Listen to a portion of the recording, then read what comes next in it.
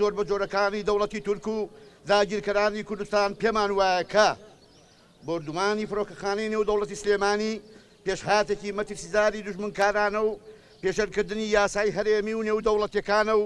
وەکو تیرۆری نێو دەوڵەتی هەژمار دەکرێت بە پێی یاسا. هەر بۆیە ئێمە داخوازی لە کۆمەڵی نێو دەوڵەتی و دادگا نێو دەوڵەتەکان دەکەین کە بە بایەخەوە لێکۆڵینەوە لەو ڕووداوە بکەن و بکەرانی ئەو دەستدرێژیە سزا بدەن. هەروەها بانگەواز لە هەموو کوردێکی خاوەن شەرەف و شکۆ دەکەین لە هەموو شوێنێکی ئەم جیهانەدا کە دوژمن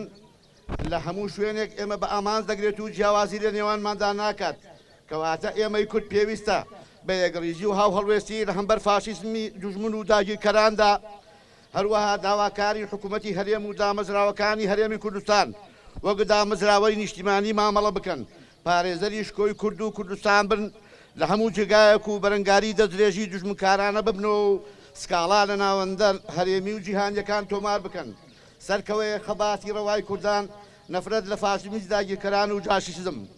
کۆمەڵێک لە کەسایەتی و مامۆستا و چالاکوان و هاوڵاتیانی دەڤەری و ڕاپەڕین